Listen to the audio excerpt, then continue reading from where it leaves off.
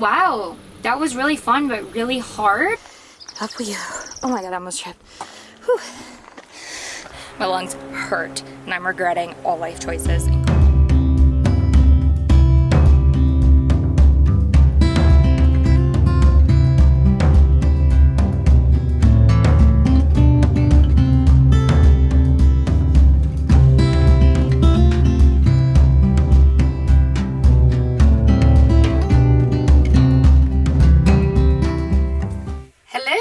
So I thought about doing this video for so long to give you all the logistics, and then I kept getting caught up in that I was never dressed properly. I hadn't showered in so many days and was like, ugh, I look gross. But then I realized this is my life. So here I am. I haven't showered in 3 days, and I'm wearing sweats and sweatpants I've worn for the last like 4 days. So apologies in advance. Luckily, you can't smell me through the screen. Alright, I am about to hike up the Manitou Incline, and I'm really sad because Tripp can't come, but I was driving and I saw it, and I was like, that is just straight up the side of the mountain, like, a little nervous, a little tummy ache thinking about it, but yeah, I'm really excited. Alright, here we go. I think I've done 5 steps. 2,740 to go. Views. Ooh. To climb the Manitou Incline, you do have to have a reservation to go up there, and you won't have to show it until you get to the start of the climb. So even if you take the bus and they don't ask you, it doesn't matter. They'll ask you at the start of the climb. So they time it based on every 30-minute slots. So at the beginning of the day, it starts with allowing about 60 people every 30 minutes. And then as the day goes on towards the afternoon, like that 2 to 6 o'clock period, only 25 people are allowed every 30 minutes. I don't know why that is. Maybe it's a weather thing, because when I was there, weather did take a turn for the worse at that time. It also, there is a huge storm rolling in, so I feel so bad for the people who are on that incline. It also could just be that it is hotter. I'm not sure. But you need a reservation, and you can do that online. Although your reservation for the Manitou Incline is free, the parking is not. So you do have to drive towards the incline, downtown Manitou Springs. There is the Hiawatha Garden parking lot, I believe. And as you're driving there, it will tell you if there are free spots. If there are not free spots, there are other parking lots that you can park in. You can check online as well. And you'll just have to walk to get the shuttle. The shuttle comes every 20 minutes at that Hiawatha Garden parking lot. And you just get on and it will take you to the top.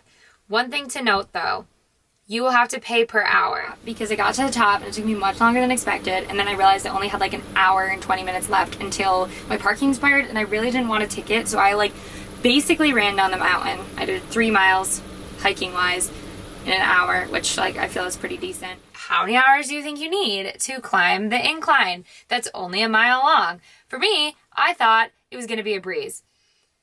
It took me 58 minutes to climb up, an hour to climb down. It technically was me running down the mountain to get to the bus, to get to the lot before I got a ticket. Because I have an hour and 20 minutes until my parking expires. So I don't want that. I don't need a ticket. So my advice to you is, if you are relatively quick, put 4 hours on. And if you want to take your time, put 5 to 6. That way you're not stressed.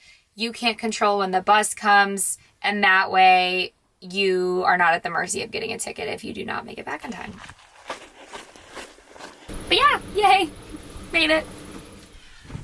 Okay, so if you're me and you are on the site and you read it's hard and like maybe rethink this whole thing if you're not physically fit, I brushed that off. No, it is hard. But wow, that was really fun but really hard. There were moments that I felt it was harder than a 14er. That was hard, like harder than a 14er, I would argue a little bit. Yeah, I wore leggings on this day. Note to self, don't wear leggings on this hike. That's all. No, it is hard. I was taking breaks like every 0.05 miles.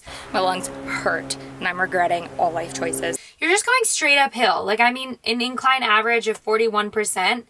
And the steepest point being 68%, like you feel like you are going backwards on these stairs. It's exhausting.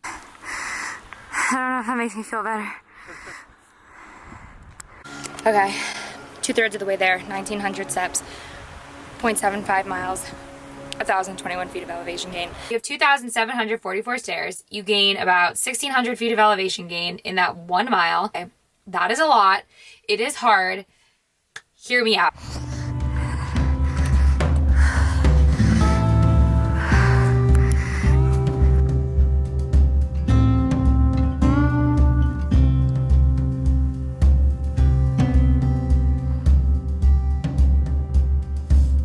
Okay, I just finished in 58 minutes.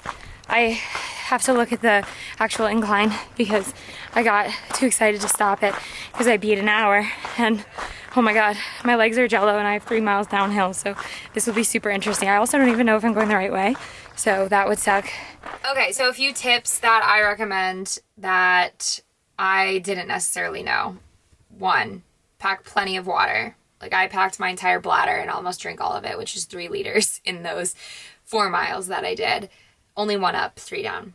2, remember that you do have 3 miles down because you will be taking Bragg Trail down, so it's not as steep. That is what they suggest, and that is what they hope that you do. And when you look back down, you will probably feel the same way. And honestly, it only takes an hour and a half if you weren't running. Number 3, when you get off the bus, it gets a little bit confusing. There are no signs of where to go. And you imagine you have to go up to get to the incline. No, you are actually going to go downhill first, and then there will be a sign, and you'll turn left. Again, just ask people, because if you start following the crowds, no one knows where they're going. It's pretty funny. People just think they do, and they start walking. You book at least a week or 2 in advance just to make sure that you're getting that slot you want. Aim for a morning slot, especially to beat the heat if you go in the summer, and that way you don't have any weather issues as well. Thank you guys for putting up with this and my rambling, because I have no idea what I'm doing here yet. Just trying to provide you guys with the best advice, the most tips and information before you do something that I would have loved to have before I go. So if you liked this, please like and subscribe. It would mean the world to me, and I appreciate you all so much.